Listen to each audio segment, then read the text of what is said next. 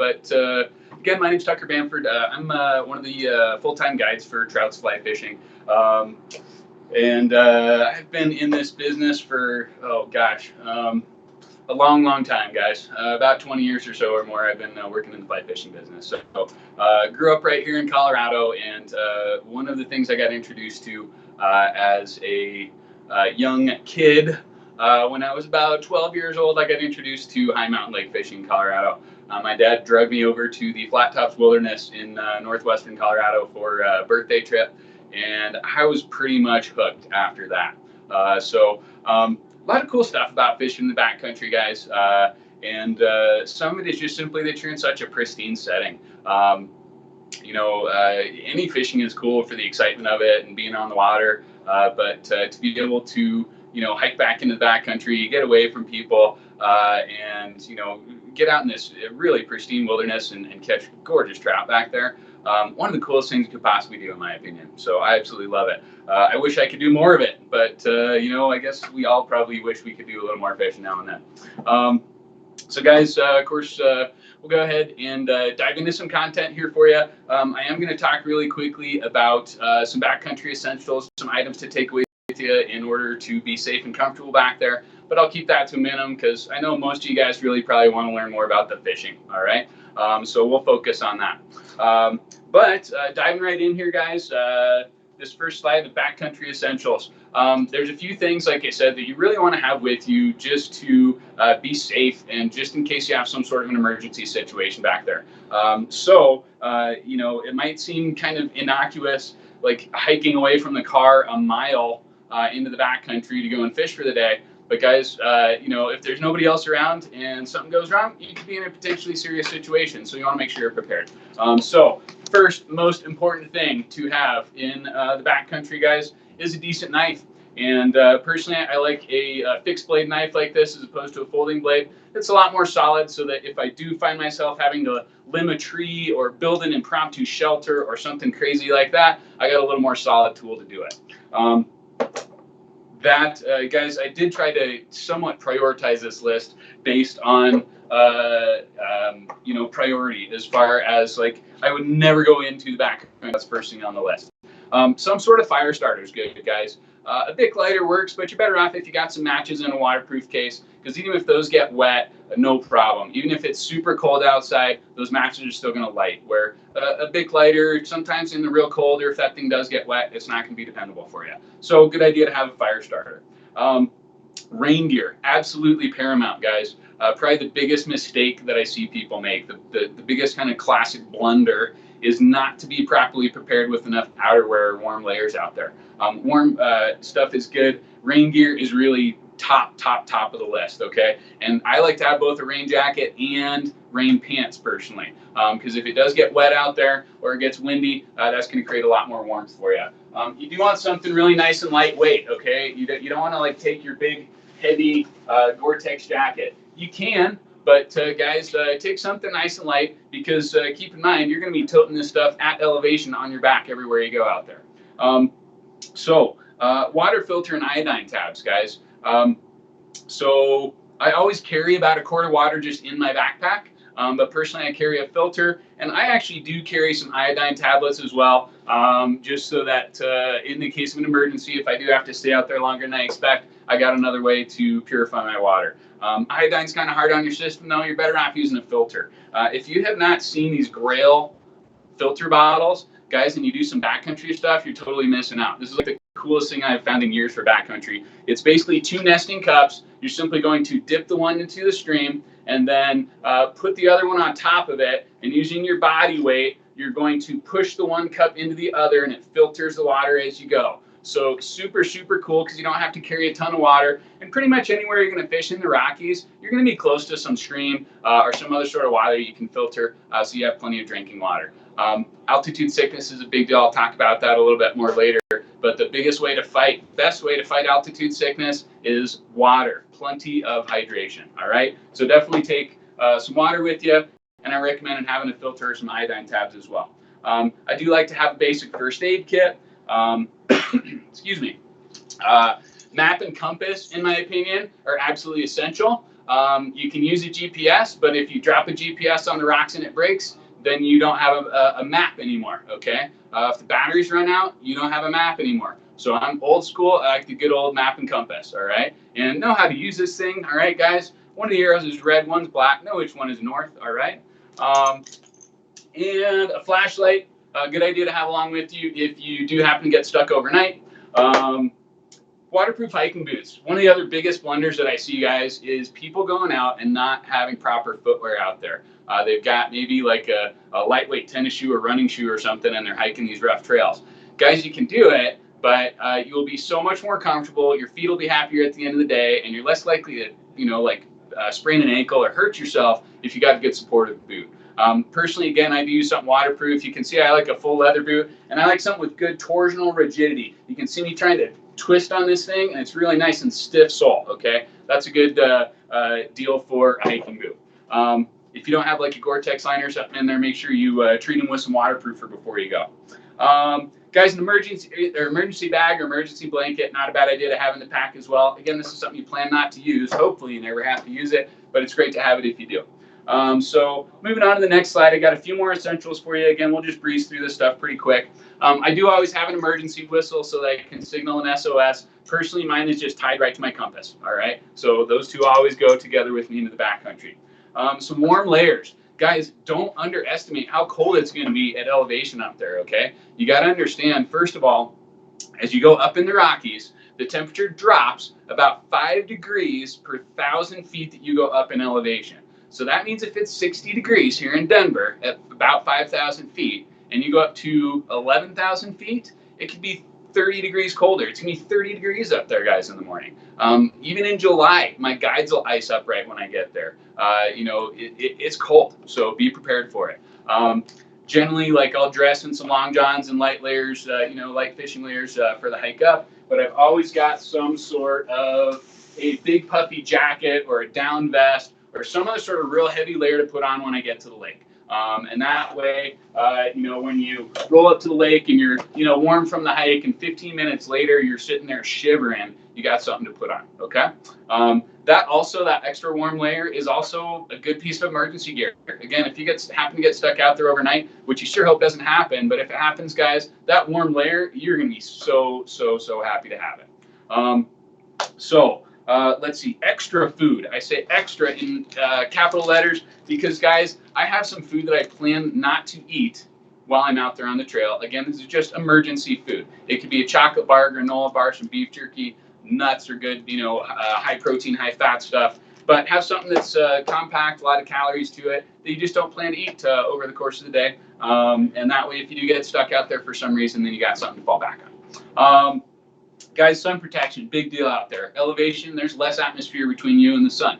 And if you're standing on the side of the lake and you're getting reflection off of it, then you are getting fried in short order, okay? So make sure you got sunglasses, all right? I always prefer polarized myself, of course, because it allows you to see into the water much better. Sunscreen, absolutely got to have sunscreen too, guys. You're going to get roasted out there.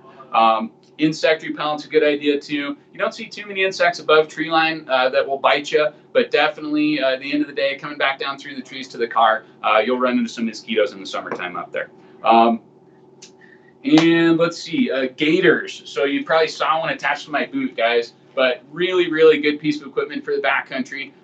Big thing is here, that is going to keep not only water and snow and such from getting down into your boots, because guys, if you go and hike into some of these lakes in June, you absolutely will be hiking through some snow, believe it or not. But that's going to keep bugs and sticks and other random stuff from falling down into your boots. Guys, even if you're not walking through snow, there's dew on all the bushes and all that stuff out there. It's just easy for those feet to get wet, so those gaiters really help. Bear spray, kind of an optional thing, but I usually carry it with me just in case. And guys, it's not a bad idea to take some TP with you as well. All right, so that'd be the other kind of essential. Guys, of course, I know Yvonne will be taking questions on live chat as we go. I'll try and address those as they come in. And actually, it looks like maybe we got a question coming in. Thomas Waldron is back, and he wanted to know what you like to bring if you're guiding high mountain lakes. Is there anything else? Guiding high mountain lakes.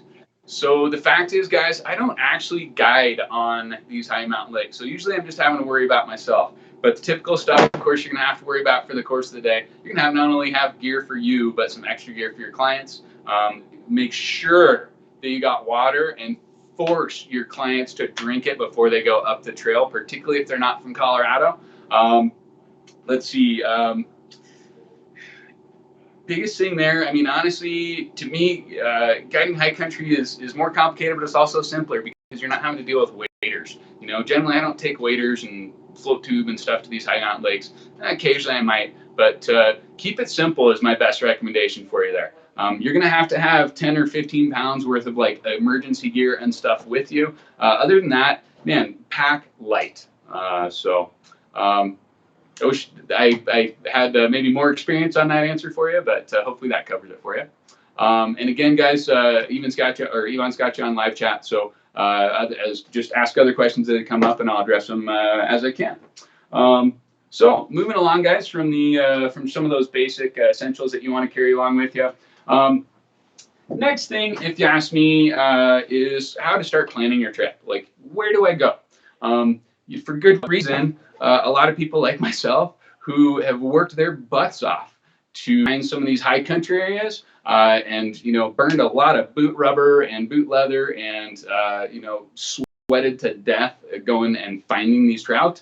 Some people might not be real willing to like give you the name of their favorite lake. But guys, there's so many lakes out there in Colorado, and best place as far as choosing that as far as where to start goes is start with some maps, some guidebooks, and start by narrowing your search of where to fish by how far you want to drive, how far you want to hike, and maybe seasonal concerns as well. So, and what I mean by that is, of course, different elevation lakes and different depths of lakes will ice out at different periods of time. So like if you were to go and try and fish a lake at 12,000 feet this May, then you might be better off taking ice skates than your fly fishing rod, because like that thing's still going to be iced over, I guarantee. So think about that when you're getting going. Something else I like to do, and I've kind of moved away from this over the years because I've explored so many of the lakes around here, but choose an area with multiple lakes on one trailhead. And if you can go and fish, or at least hike to 3, maybe 4 different lakes, or even just 2 of them, then you have a better shot at success. It's amazing with these lakes. Sometimes you can walk up to a lake that you know is rife with fish and not see a single sign of them anywhere. Not a rise, not a fish swimming around, not a bug. You would swear the lake is barren. And then, you go back maybe 2 weeks later and the fish are all over the place. So don't assume just because a lake looks bad on the first time that you see it that there's nothing in there. I've certainly had that situation where I've gone back to lakes where I didn't think were any good and found fish there later.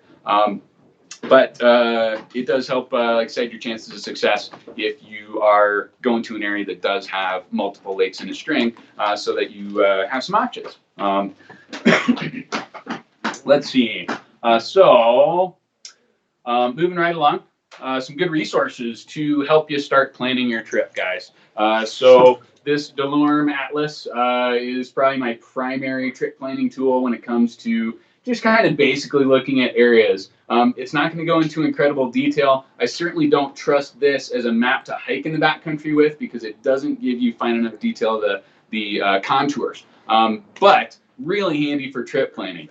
Shows a whole state. It does give you a little bit of contour, so you understand a little bit about what the the shape of the area you're going to looks like. But that's a great one just to start poking through. And I mean, on a Sunday afternoon when you got nothing to do, sit down and look at your maps and daydream about catching high country cutthroat.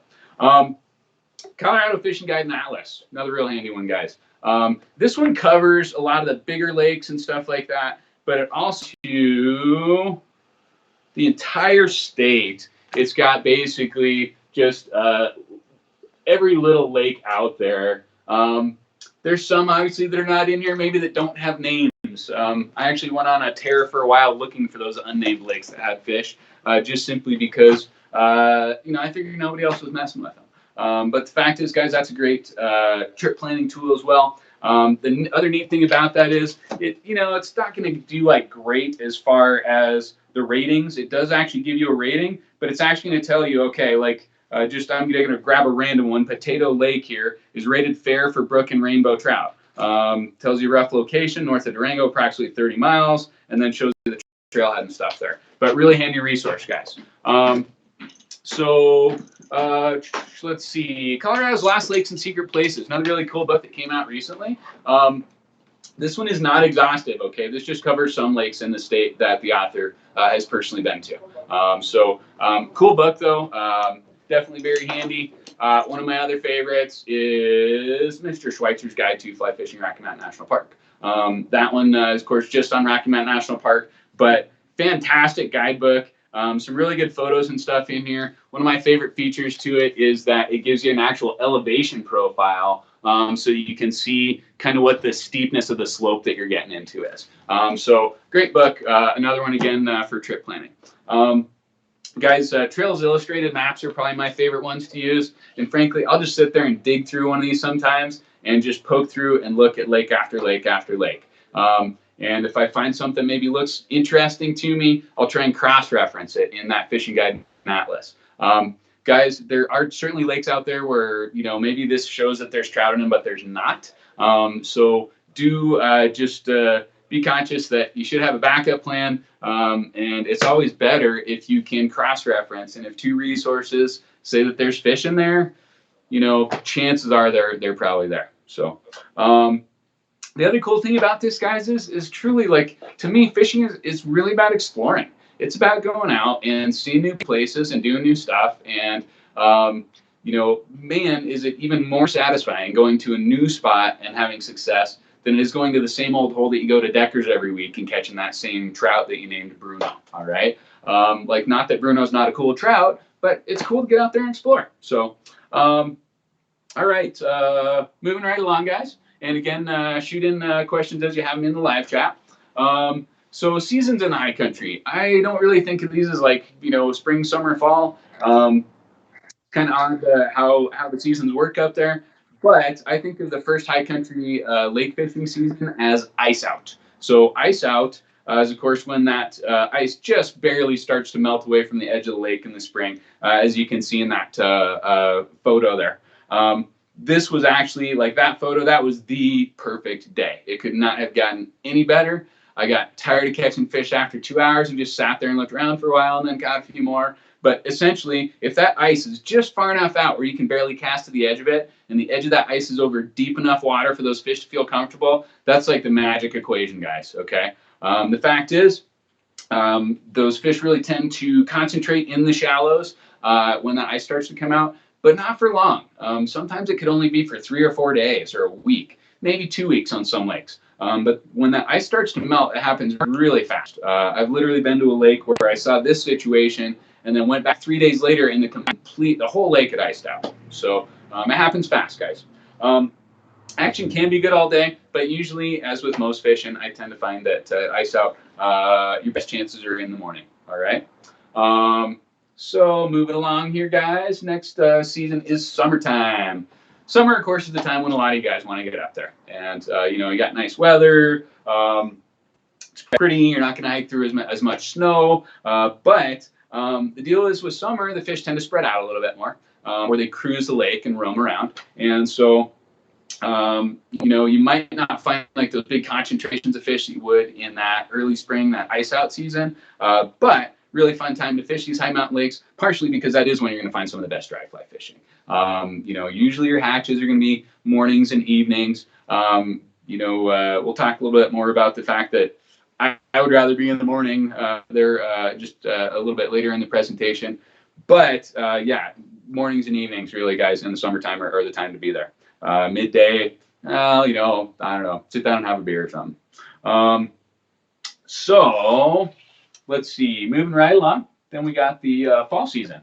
And guys, frankly, like I try to target the ice out season as much as I can, and I'll do it at different lakes at different elevations throughout about a month and a half to 2 months of the summer. So I'm still kind of extending that ice out season throughout the year. But you can absolutely fish all these lakes all summer long and into the fall. So once that water cools enough in the fall, those fish go deep again. oftentimes in the ice out season, in the summer season, you're going to see fish visibly cruising around the shoreline shallow, or you'll see them rising out in the middle of the lake. In the fall, generally those fish are going to go down like 15, 18 feet deep or more, depending on the depth of that lake. And so, that certainly makes them a little tougher to catch. You find the right lake, though, with some brook trout, and those guys are going to come shallow in the fall because they're thinking about spawning and laying eggs.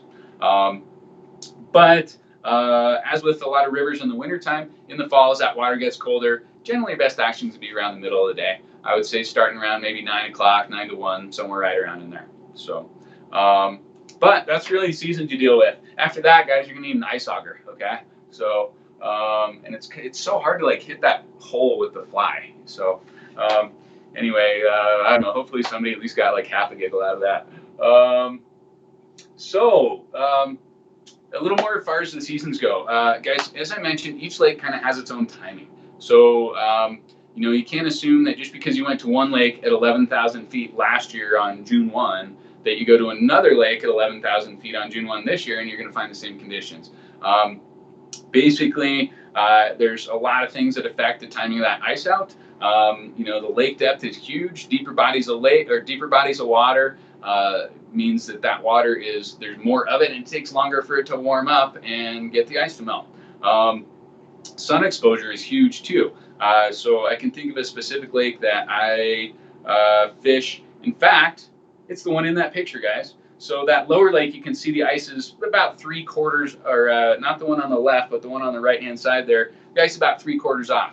And the next lake up above that gets better sun exposure, and it was already completely iced out, even though it was at higher elevation. The best thing I tell you there, guys, is just, again, explore. You're going to have to put some effort in. If you go to these places like you can see photoed here, where there's 2 or 3 lakes in a row, you got a better chance of finding those conditions. But, you probably want to have a backup plan, too, just in case you find an iced over lake. Let's see. So in May, guys, you're going to find only like some of your lowest elevation lakes are starting to ice out. The very end of May, you might find some of the lakes right around tree line starting to ice out. But it depends on the weather at that point. June, a number of lakes are free of ice. Almost all the lakes in the high country the ice will come off at some point during June. July, there are still some lakes that will actually, believe it or not, still have some ice in July.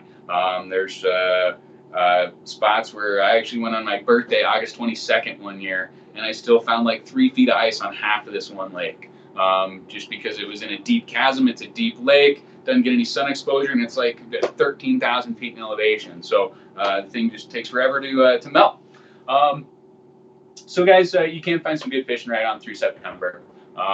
Again, though, like really my favorite is to try to target that ice out time. And it means sometimes you're going to miss, you're going to find that, you hike up to a lake and it's frozen and you just got to hike back down to the car and then go and find a little, beaver pond or brook trout stream or something nearby so you can just get a little action before you go home. But guys, moving right along, let's start talking about a little gear, okay? Obviously, there's a lot of preference on gear, you guys. My favorite rod for these lakes is a 10-foot 3-weight or 4-weight. Personally, so like I've actually got a 10-foot 4-weight right now that I love, but I'm thinking I'm gonna slide down to a 3-weight here soon. I fish so much light tippet on these high lakes, and you're not fighting, even if you're fighting a big fish, you're not fighting them in current, so you don't have to have quite as much power in that rod as you would for maybe fighting a fish on a river. A reel, guys, you don't have to be too particular about the reel as long as it's got a nice smooth drag at the low end, so that again it'll protect those light tippets and you're not going to be breaking fish on. Lines, basically a weight forward floating to match up to your rod is great. If you're choosing a line specifically for a high mountain lake as a floating line, use something with a long head, okay?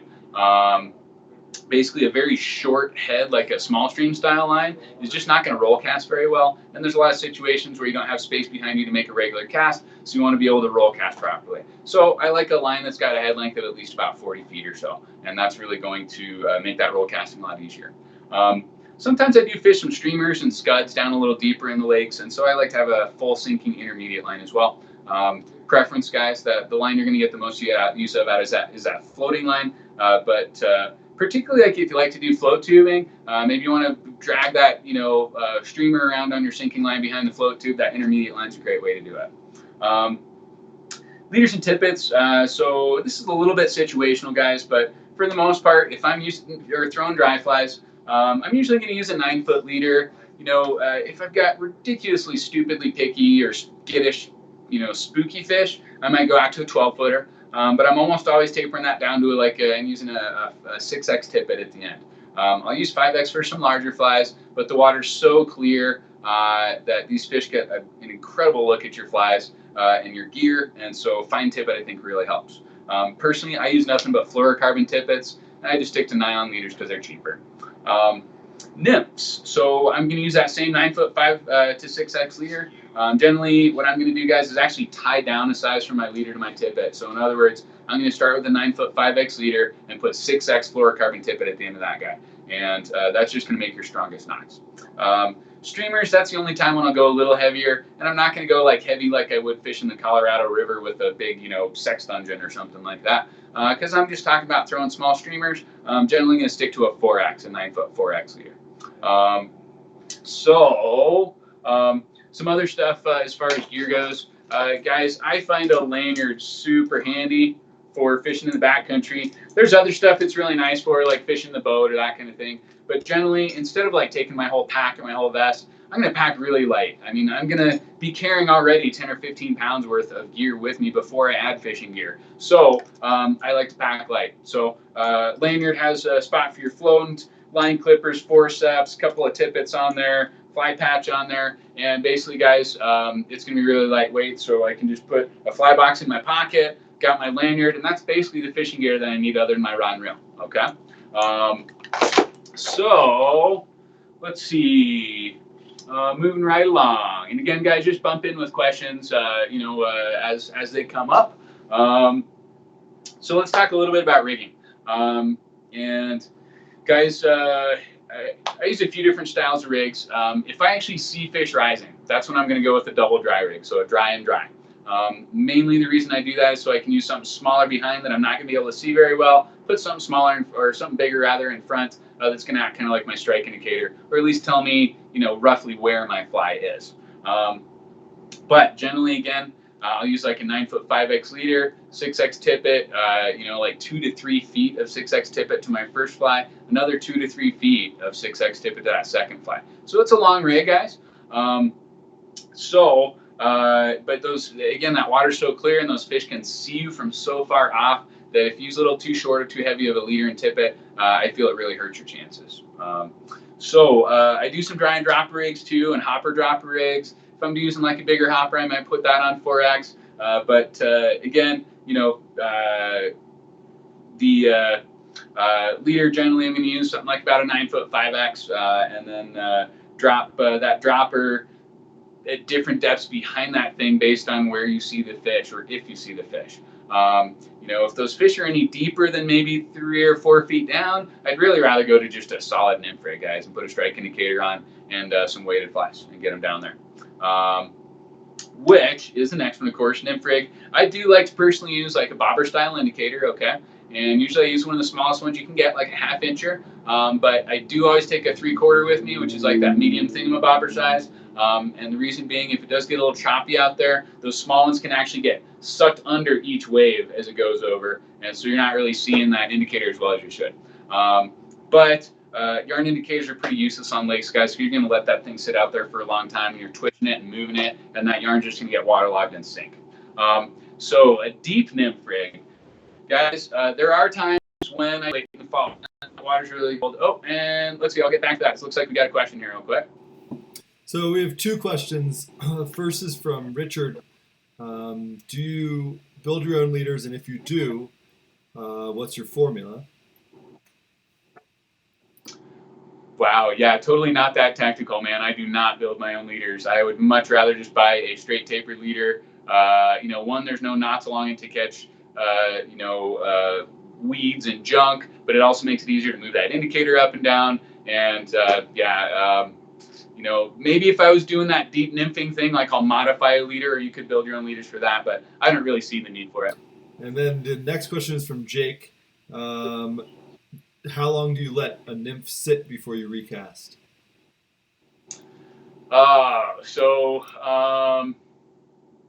Man, like how many roads must a man walk down? There's a lot of ways to answer that question, I guess. I'm going to vary my presentation, which I'll talk about a little bit in here. But sometimes you got to let it sit a long time to let that fish come around and find it. And frankly, sometimes in lakes, that's what they want, is that thing just sitting still. I call it the watching paint dry technique, where you just throw that thing out there and you kick back and you wait. And but generally, I'm going to change something after maybe 5 minutes. Like I'm going to move it a little bit. I'll recast it to a different area. After I've tried some different techniques and presentations with it, or I've let it sit in one area for a while, and I'm just convinced the fly isn't working, then of course, then maybe I'll go to change flies. But I wish I had like a simple like X number on it. It just it may depend on the lake. Some days I'm fishing 20 strikes, and if that thing sits for 5 minutes, it doesn't get bit, I'm thinking, man, like something's totally wrong and off. Okay. If I'm on a lake where I expect to catch like one big gorgeous cutthroat over the course of the day, I might let it sit longer than that. So sorry, I know that wasn't a simple answer, but that was the answer, I guess. We have one more question from Nicholas. Do you strip dry flies? One more question coming in. All right. Strip dry flies or let them sit? So I'm going to address that in a couple of slides, okay? Because I'm about to talk about presentations as far as how you present these things. The long and short of it, though, is most of the time in a river, you're going to let that thing drift with the current. You don't want any tension or movement on the fly at all. Most of the time in a lake, you have to give the fly action to attract the fish to it. So usually, you're going to give it some movement. But don't get too set on one or the other. I try to have an open mind, and every single day I go out there, I'm going to try different stuff, even if I was just at that same lake the day before and doing one specific thing that worked. So, make sense? All right, cool. So,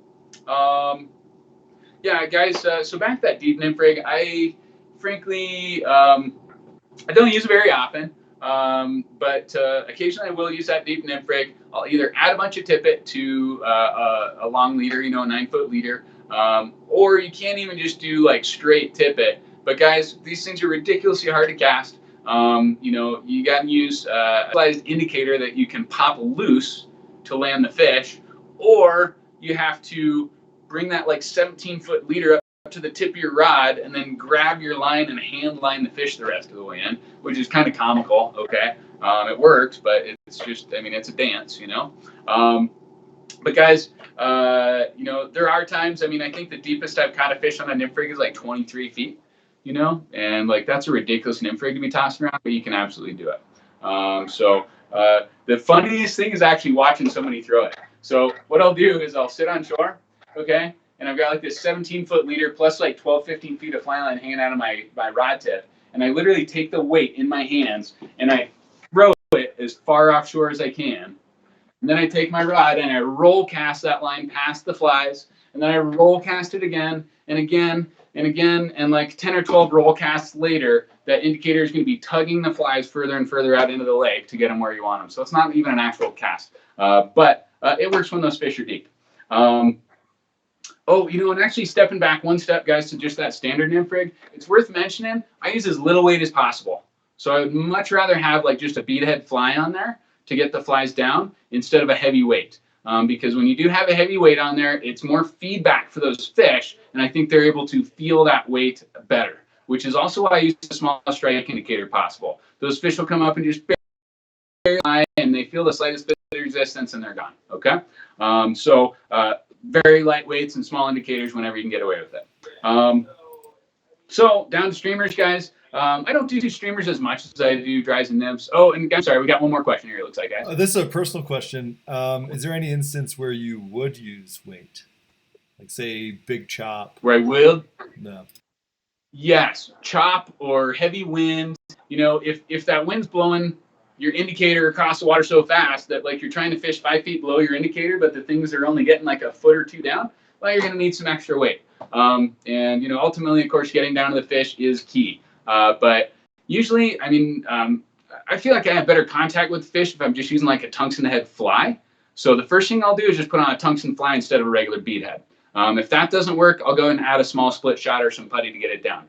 Those deep nymph rigs, guys, you're going to need like either 3 tungsten flies or a split shot to get it down. There's no way around that. So, but just keep it as light as possible to get it down to that depth you want. And you'll get more strikes that way, guys. So let's see, moving on to streamers. Again, not something I do as often, but you know, I do like doing that streamer thing every now and then. Mostly it's fun feeling the fish grab it. And so, you know, one of my woolly bugger with a scud behind it, because a scud, a little freshwater shrimp, also swims through the water just like that, you know, leech or whatever that woolly bugger is imitating. And so, you know, that's a great combo.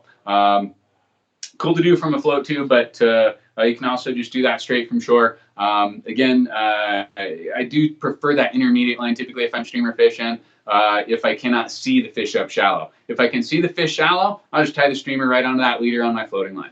All right. Okay, so moving along here, guys. Excuse me. So approach and presentation. Guys, stealth is a big deal in the backcountry. I already made reference to the fact that you're dealing with really clear water, and these fish can be really skittish sometimes. Oftentimes above tree line, you don't even have any trees or anything as you're approaching the water, so you got to be stealthy, okay, to make sure you're not going to scare those fish away before you get a chance to catch them. Personally, I always like to wear drab or dark earth tone clothing. I have to get, like, you know, it doesn't have to be full camo. I mean, that certainly won't hurt, but like if you wear a fuchsia or chartreuse shirt out to these high mountain lakes, you're going to have a great time watching those fish swim away from you, because you're going to scare the crap out of a lot of fish. Stay low and move slow. Great general rule, whether it's river or lake fishing, guys. If there's something to hide behind as you're approaching the water, do it. You know, another tactic there is simply to go to your spot where you want to fish, sit down and don't move for like 15 or 20 minutes. And those fish will settle down, and then you can go ahead and start casting out to them. You know, if they spook or they get disturbed, don't move again for a while, okay? And they should come right back in. And of course, long gentle casts are key if you're casting to cruising fish, guys. If you actually see a fish you know, cruising or by, and you like splat something right hard on top of their head, yeah, bye-bye fishy. You know, you're going to want to make a gentle cast, lead them by a long ways, and hope that that fish is going to make its way over to your fly. As we talked about just very briefly earlier, you're going to want to give your flies some action, because that lake doesn't really give those flies any action. This is probably, I would say 90 to 95% of the time when I'm fishing lakes, those fish seem to want a little action to it. Sometimes, you know, just letting it sit still is a better choice. So I always try that, but usually I'm moving it.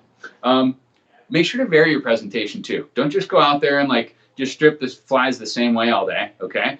Try different stuff, experiment, and figure out what those fish want that day.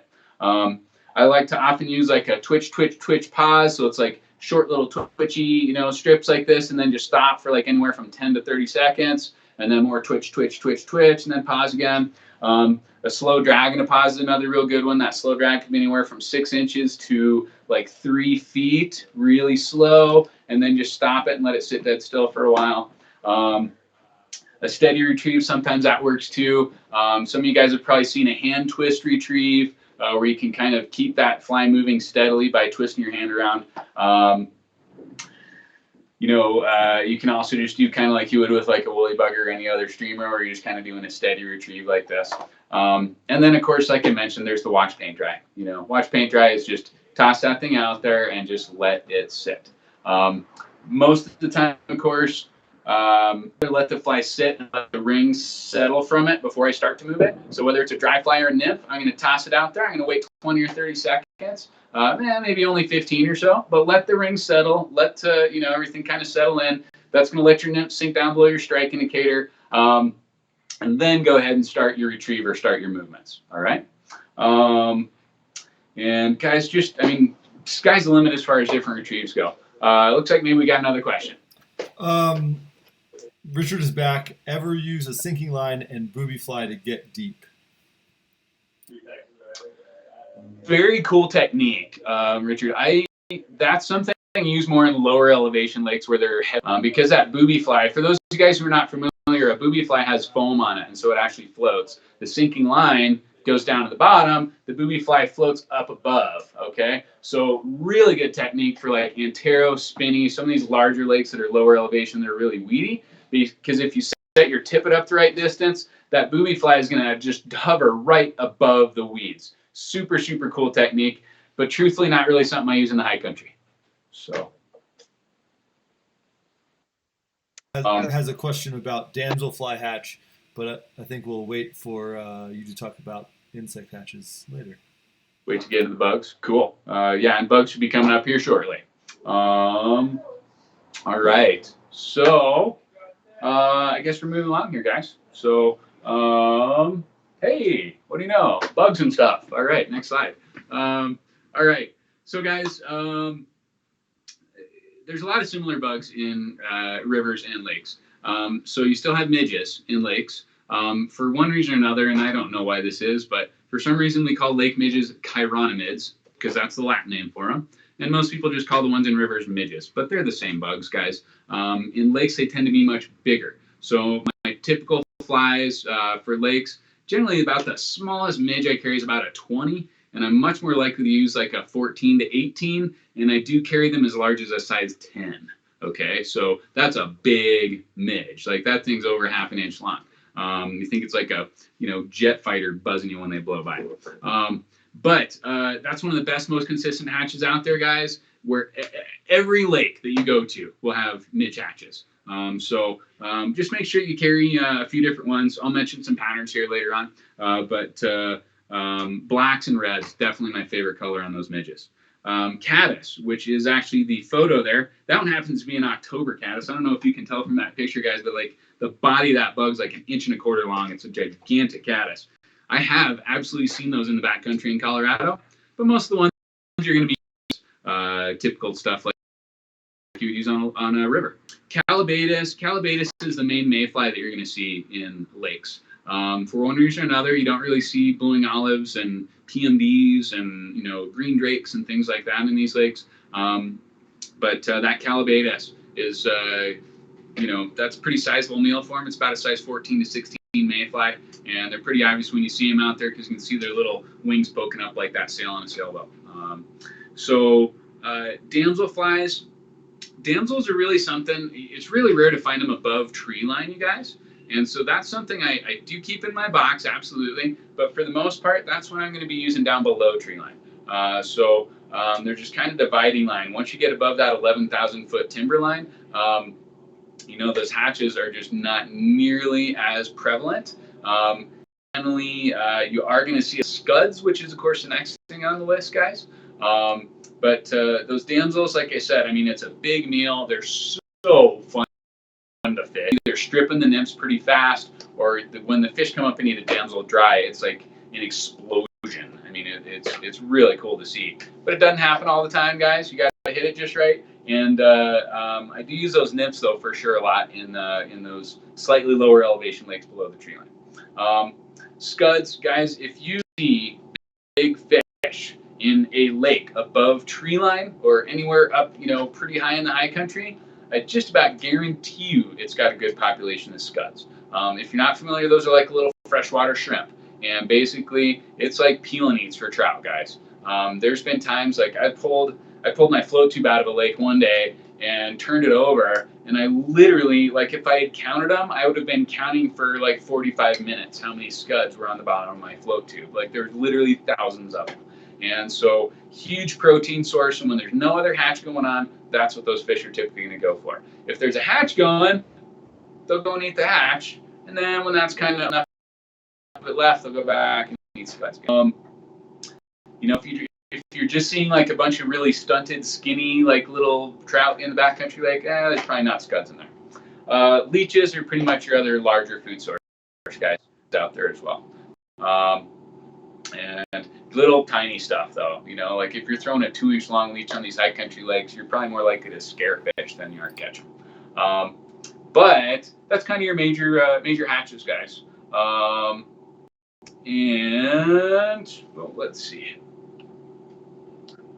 if I can figure out how to work my computer. There we go. So some fly recommendations for you. Oh wait, we got a question, or you had one about that damselfly? Yep, damselfly. Question from Richard.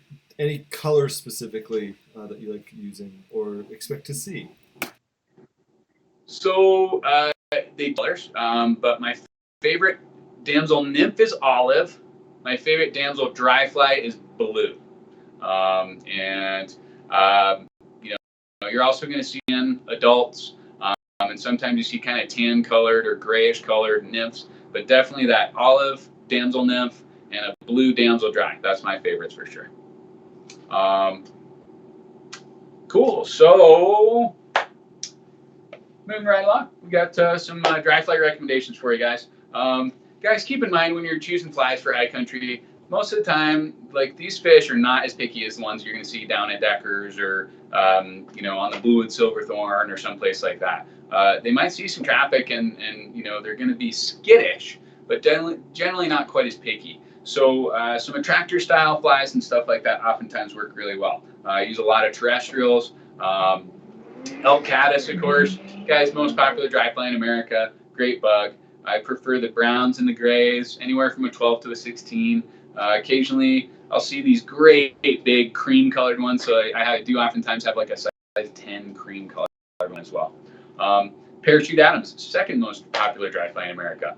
Guys, they carry those from 12 to 22 because a 12 or a 14 could be a calabatus, a 22 could be a little midge. I mean, frankly, I've probably even got some 24s in my boxes. But anything in between, you know, guys, it's mostly about presentation and size, shape, and color when you're choosing those flies.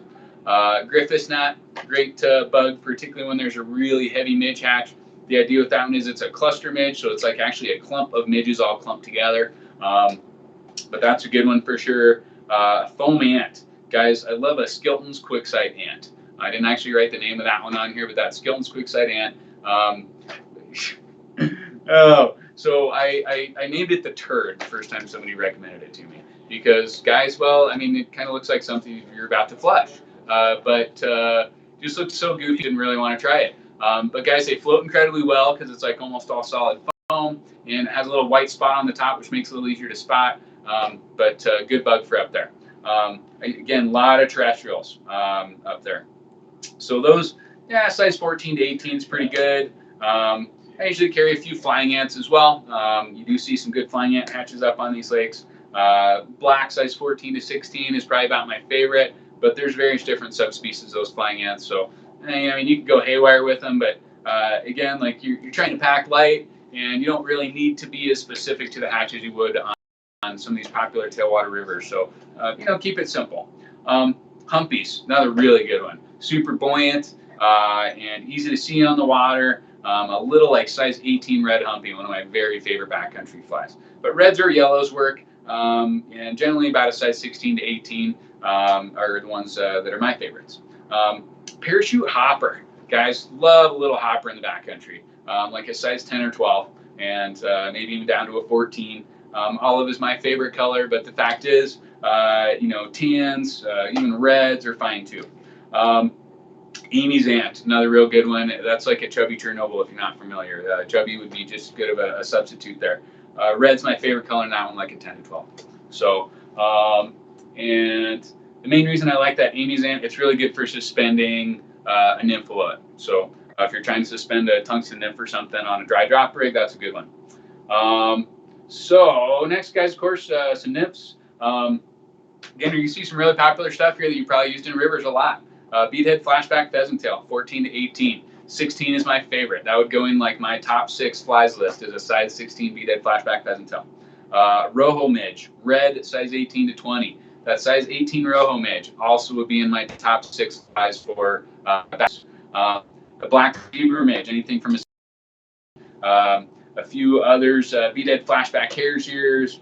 Kaufman scud would be my favorite scud pattern, but there's a few others that I like as well. Most of my scuds, I like tans and olives, but sometimes I'll use orange as well, just something bright.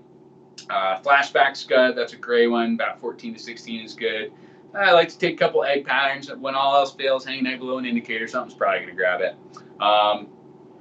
And living damsel, another good one for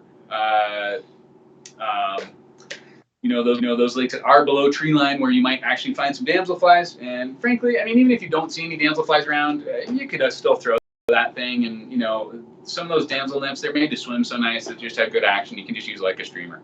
Hula damsel, another one of my favorites, tied by a local tire, Herman Nagala. And epoxy back calabatus, that's a Mike Mercer pattern in the size 14 to 16. That's really some of my top nymphs, guys. Again, keep it simple. Like if you find that you're taking like 3 or 4 fly boxes with you, these high mountain lakes, you're overdoing it, okay? Like, I would take 15 or 20 dries, 20 or 30 nymphs and a few streamers, and you should pretty much have what you need for the day, all right? So moving along, some streamers, just some of my favorites. Mostly, I fish just tiny woolly buggers, guys, in these high country lakes, 12 and 14 woolly buggers. A semi-seal leech is a good one. Occasionally, I use a little zonker as well. Mostly, again, sticking to those real small sizes, 10s and 12s. So, but streamers are, I don't know, like that's something more I use. Like if I'm on one of those lakes where it just seems like everything's working and I can just do it however I want. First, I catch some fish on dry flies. Then I catch some fish on nymphs, and then I catch some fish on streamers, and just mix it up. So you're not just doing the same thing all day.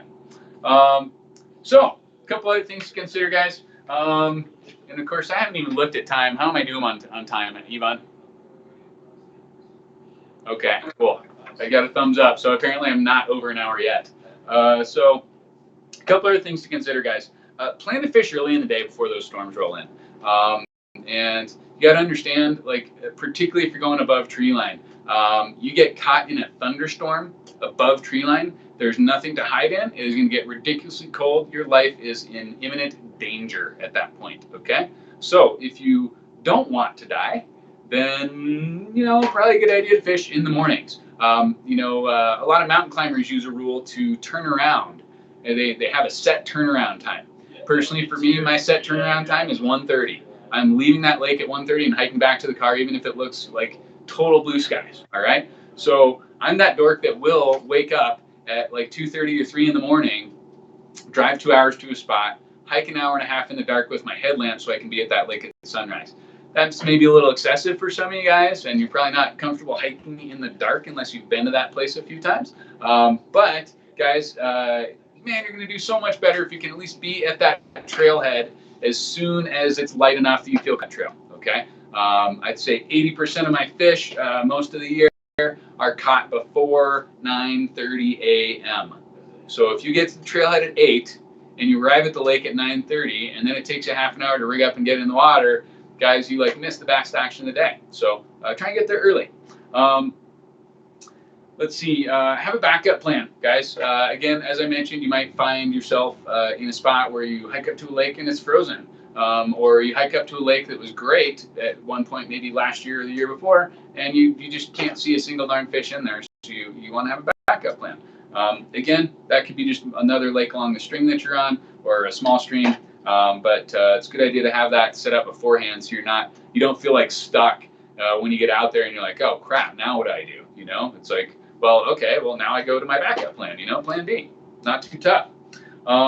So other things to consider, leave a detailed trip plan, including your backup destination, guys. I do a lot of this alone. I don't really recommend that. But guys, when I do that alone, at least I'm telling somebody where I'm going so that they know if I don't come back, then, they know where to look or where to send search and rescue for me.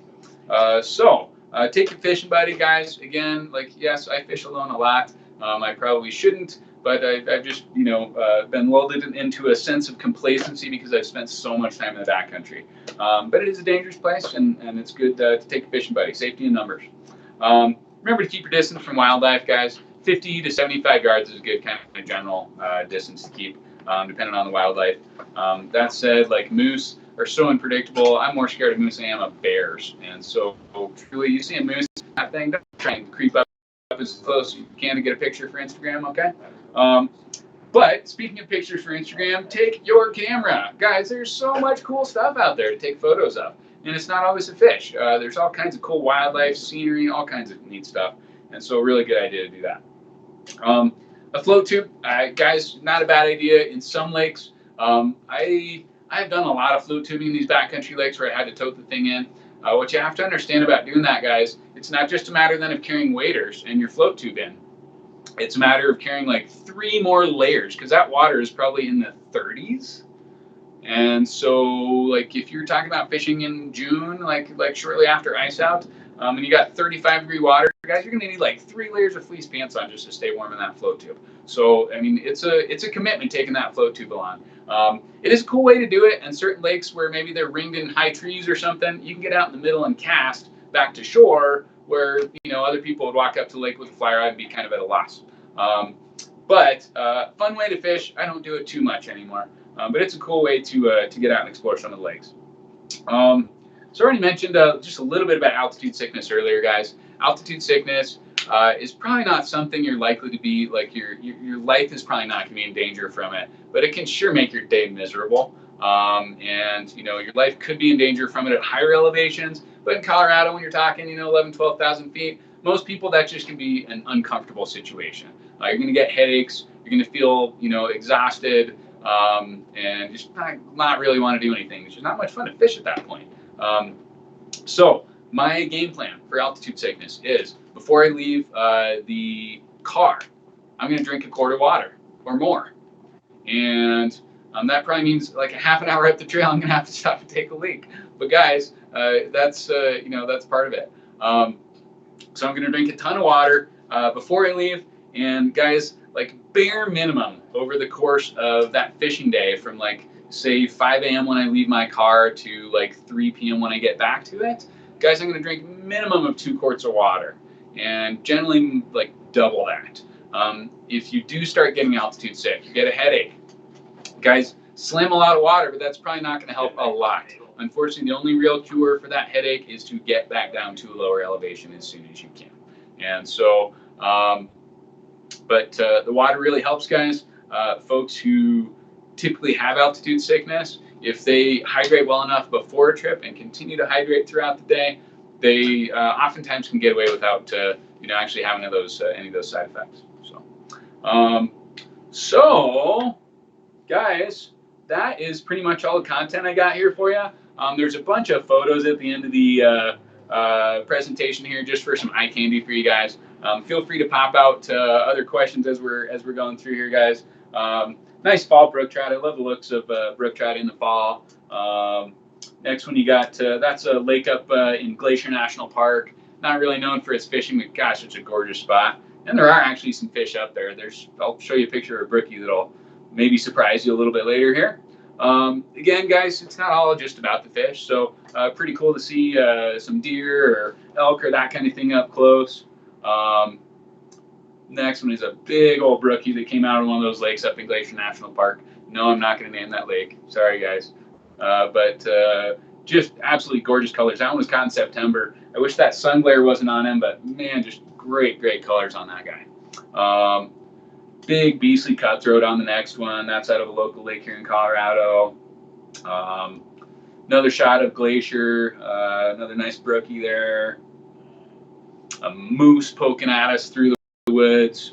Your distance. I was really nervous getting close to this one because this was up in Glacier National Park, and there were like 8 people kind of surrounding this moose trying to get photos. And so this moose felt kind of trapped. I took one quick shot and kind of scooted out of there because I could tell that moose was not particularly happy, and an unhappy moose makes for an unhappy tucker. I don't want to mess with an unhappy moose. Cutthroat there. That's at another high mountain lake. Moving along. This one's up in Rocky Mountain National Park with the guy fishing at the outlet. You can see those big boulders the size of houses. Just like really cool scenery up there, guys. Big elk. That guy was up in Rocky Mountain National Park as well. Oh, looks like maybe we got a question there. Sorry, I'm just rambling along here, looking at my photos. Oh, you're a good tugger. Can confirm moose are the worst. Also, we have a couple questions. One from Dave, and one from Corey. And I think these are the conversation around high country lakes and where to go gets a little bit sort of cloudy. They're looking for recommendations of where to go. Yeah. What is a good answer from you, Tucker? Man, let me see how I can answer that politically, Ivan. So, and I'm sorry, it was Corey, right?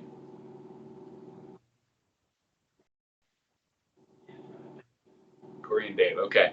So, guys, the fact is, like, you got to just jump out and start exploring at some point. What I would really, really recommend, okay, truly get this book, okay? That thing, it's not like super, super detailed, but it's at least going to tell you, like, there are fish in this lake. So that said, I do, um, gosh, I mean, okay, I'm not going to get any more specific than that, okay? There's some cool stuff. A few lakes that I like down south of Leadville, about it, but they're down, in that area, within maybe 45 minutes or so, 45 minutes of Leadville. But guys, Colorado is rife with high mountain lakes, and so again, it's just a matter of how far do you want to drive, or how far are you willing to drive to get away from crowds. You got to understand, if you only drive an hour and a half from town to get to a trailhead, like everybody else is going to drive there too. So if you got all weekend, go over to the Western Slope, go to Grand Mesa, go to the flat tops. Guys, the flat tops are what hooked me on fly fishing. The first time that I went there, I mean, I must have caught like 50 cutthroat and brookies in a weekend out of these, and broke off one that I swore was Shamu. Yeah, best thing is start pawing through some maps, just dial in, or not necessarily dial in, but look at an area that you plan to go and explore. And I know, guys, it's hard to dedicate a lot of time to this because, like, we all got lives and all we got to do is go out and fish. But the fact is, most of the best lakes that I've found, it's not because somebody told me about it. It's because I looked at a map and I found a string of 3 lakes. And instead of saying, okay, I'm going to go and fish this lake today, I went on a scouting trip and I went and walked to each one of those 3 lakes. And, maybe fished a little bit, maybe didn't, that first day. So, guys, scouting is, and a lot of people don't necessarily want to do it, but take the time, like take a whole day to go out and just hike to some different lakes. So, what was the name of that book? Hopefully that helps a little bit, guys. But, I'm sorry, the fishing guide, Colorado Fishing Guide and Atlas. The cover might have changed a little bit over the years, guys.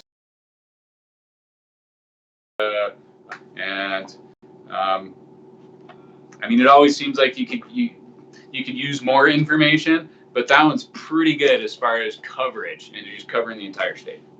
So, got other questions, or looks like maybe that's it for the moment. Okay, so just a few more picks to roll through here, guys, and then I'll answer any other questions you have.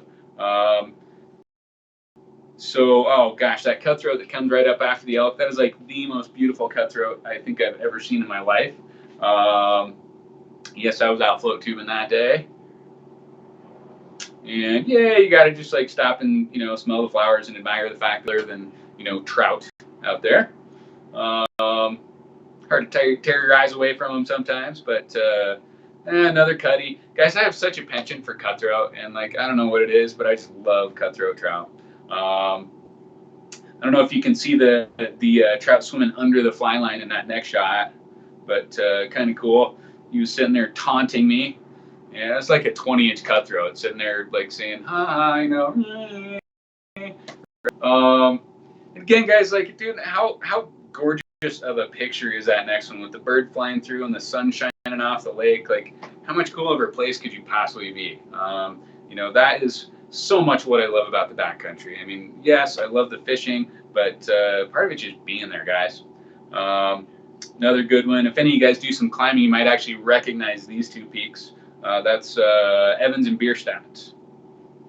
And look at the size of the head on this next cutthroat, okay? Like, is that just like I'm not sure if it's so fat in the belly that the head just looks like a pinhead, but man, is that a chunky lady right there. She got some junk in the trunk. A couple more. That's me trying not to break through the ice while I fight a a fish out from underneath it. Oh, it looks like maybe we got another question. Mark Jarvis is asking, do you fish Lily Lake in Rocky Mountain National Park? I'm sorry, Evan, I couldn't quite hear you. Would you repeat the question? Do you fish Lily Lake in Rocky Mountain National Park at all? Do I fish Lily? I have not been to Lily. So I know it by reputation only. I've heard it's a great spot, but I have not actually been to Lily Lake. So, yeah. But pretty good one. Lots of really willing cutthroat out there from what I understand. Last time I heard somebody tell a story about Lily Lake, it was that ants were calling up their legs, and they were swatting the ants, and the ants were falling in the water, and fish were coming and eating the ants right next to their legs. So, like, pretty cool spot. All right, looks like that was the only question for now there. Yeah, truthfully, guys, like I just don't do a ton up in Rocky Mountain National Park. I do some stuff up there, but the trailheads are so much more crowded than some of the other spots that I go. And, I kind of fish to escape, and you can escape the crowds at Rocky Mountain if you get at least a couple miles off the trailhead. But it definitely takes a couple miles to drop most of those crowds. Let's see. So. Moving along. Oh wait, maybe that's the most gorgeous cutthroat I ever caught. I don't know, guys. The cutthroat trout are just so pretty. It's just hard to get past that. But bright red sides on them. This is of course a male in spawning colors. The females, in fact, maybe even I'll skip back a couple slides to that big. You can see the females like almost all silvery and just black spots and little tiny head, and then the males. Have a little bigger head, a lot more red coloration to them, and just really handsome fish. And then, guys, after that big cutty, is the end of the road. So you do come upon some of these road closed signs every now and then. Again, good reason to have a backup plan. But guys, I sure appreciate you joining us for today or for today's seminar. Hopefully you learned a lot. And if you have other questions, of course, shoot them over to Yvonne, or you can reach out to me directly if you'd like to by email, guys, tucker.bamford@troutsflyfishing.com. And yeah, if there's any other questions, we'll open it up for that. Otherwise, I hope you guys all have a great rest of your day, and come and tell me some fish stories. If you get up to a cool lake or something like that, I mean, hey, you don't have to tell me the name of it, but if you have a cutthroat or something, I'll get a kick out of it. We're going to give like about a minute for any other questions to roll through, and certainly appreciate everybody tuning in. Perfect. Now it's your turn to just awkwardly stand there, Tucker. Right. Yes. Exactly. I could, I can I don't know, just do one of these or something like that, or I don't know, like stand off and stare in the face, maybe. It would be inappropriate for me to pick my nose, so I won't do that, Yvonne. But I could my teeth maybe, or. All